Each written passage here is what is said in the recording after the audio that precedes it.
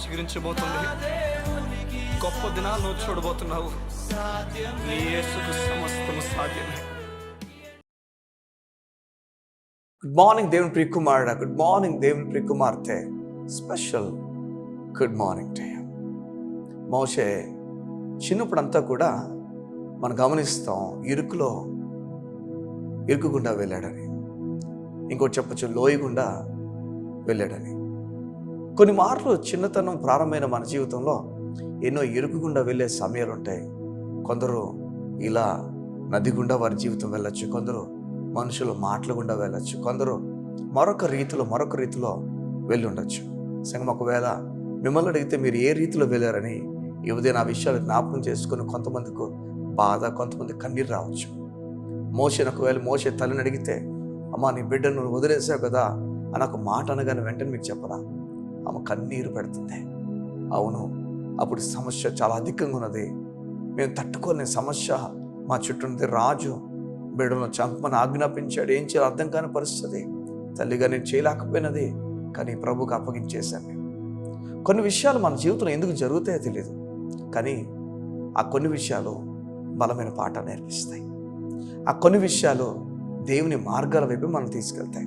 ఈ లోకంలో మీ బంధువులు, మీ మిత్రులు, మీ స్నేహితులు కావచ్చు, లేకపోతే మీ చుట్టుపక్కల వారు కావచ్చు అన్న మాటలు మిమ్మల్ని లోయలోకి తీసుకెళ్ళిపోతాయి అనుకున్నారేమో. లేదు, లోయ గుండా స్తుతికి మిమ్మల్ని తీసుకువెళ్తాయి, లోయ గుండా సంతోషాన్ని మిమ్మల్ని తీసుకెళ్తాయి. లోయ చూడండి, కొన్ని వార్లు మనకు అనిపిస్తుంది నేను చిన్నప్పుడే చాలా అనుభవించానని, చిన్నప్పుడు నేను చాలా చూశాను. నిజంగా చిన్నప్పుడు అనుభవించిన వ్యక్తి ఎవరైతే ఉన్నారో వారు చిన్నప్పుడు చాలా విషయాలు అనుభవించడం వల్ల పెద్ద అయిన తర్వాత వారి జీవితంలో ఎన్నో విషయాలు ఈజీగా తీసుకోవడం ప్రారంభిస్తారు. ఎందుకంటే ఈ లోకపు పద్ధతులు వారికి అర్థమైపోతాయి, లోకంలో వ్యక్తులు వారికి అర్థమవుతారు. తద్వారా వారు ఎలా ఉంటారంటే వారు ఈజీగా దేనిపైన ఆధారపడాలి, దేనిపైన ఆశ పెట్టుకోవాలి వారికి అర్థమవుతుంది. చిన్నప్పుడే తల్లిని విడిచిపెట్టేశాడు, చిన్నప్పుడే అక్కను విడిచిపెట్టేశాడు, అన్నయ్యని విడిచిపెట్టేశాడు, వెళ్ళిపోయాడు.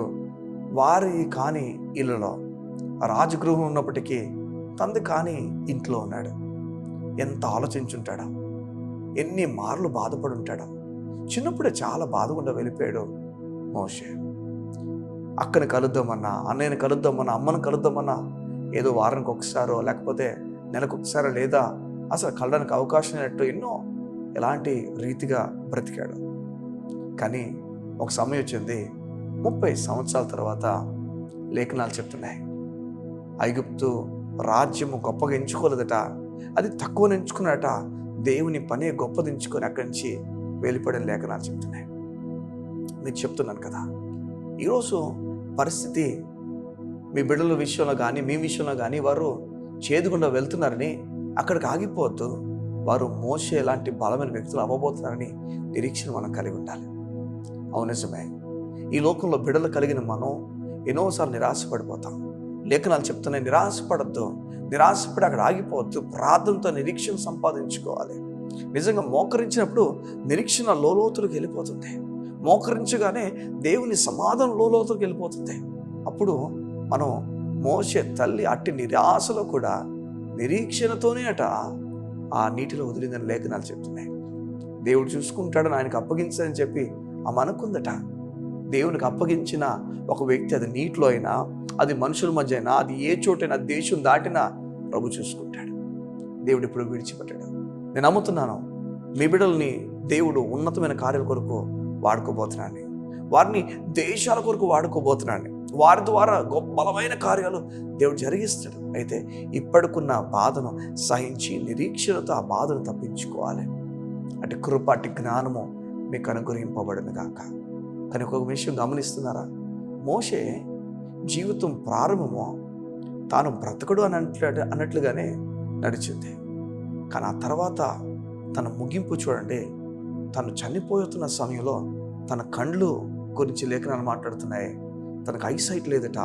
120 సంవత్సరాలు వచ్చిన వ్యక్తి అయినప్పటికీ తన కండ్లు మందగిలిపోలేదు, తన శరీరంలో బలము క్షీణించిపోలేదు.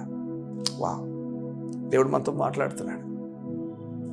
బహు నెమ్మది కలిగిన వ్యక్తులుగా మనలో ఉండమని ఎవరి నమ్ముతున్న నీ మాట నీ హృదయ అంతరంగాలు ధైర్యం ఇచ్చేదని సిద్ధపడాలి.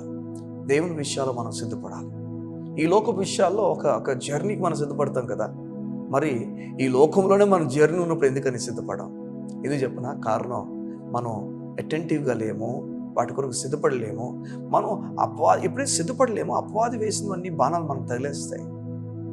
ఫర్ ఎగ్జాంపుల్, మీరు ఒక చోటుకు వెళ్ళాలి, అక్కడి వరకు మీరు సిద్ధపడలేకపోతే మీరు బస్సు ఎక్కినప్పుడు డబ్బులు అడుగుతారు, బస్సులో ఎలా ఇస్తారు? ఆటో ఎక్కితే ఆటో డబ్బులు అడుగుతారు, ఎలా ఇస్తారు? మీరు తక్కువైపోతారు, అప్పుడు నడక ప్రారంభమవుతారు, అలిసిపోతారు మీ జీవితం. నిజమేది. దేవుని మాట ప్రకారంగా మనం సిద్ధపడాలి. ఈ ఉదయం మీ గురించి ప్రార్థన చేస్తుండగా మీరు సిద్ధపడిన వ్యక్తుల వలె ముందుకెళ్ళమని నేను కోరుతున్నాను. కళ్ళు మూసుకున్నట్లయితే మీ గురించి మేము ప్రార్థన చేస్తాను. మా ప్రియ పరలోకపు తండ్రి, నీకు వందనాలు. నీ బిడ్డల హృదయాల్లో ఎలాంటి బాధ ఉందో నాకు తెలియదు. వారి బిడ్డల కోసం ఎలాంటి సంతోషం వారు కోల్పోయినారో, ఎలాంటి దుఃఖం వారు కలిగి ఉన్నారో, కానీ అలాంటి ఒక తల్లిగా, దుఃఖపడే ఒక తల్లి జాబితాల్లో మోషే తల్లి ఉండగా సంతోషపడే జాబితాల్లోకి తీసుకుని వెళ్ళాను. నీకు వందనాలు. నేను విశ్వాసం ఉంచిన తల్లి, నేను విశ్వాసం ఉంచిన తండ్రి, నేను విశ్వాసం ఉంచిన వ్యక్తి ఎన్నడూ నేల కూలిపోడని, నీవు బలమైన కార్యాలు వారి ద్వారా చేస్తావని, వారి బిడ్డలు చేస్తావని ఈ లేఖనాల ద్వారా మేము వింటున్నాం.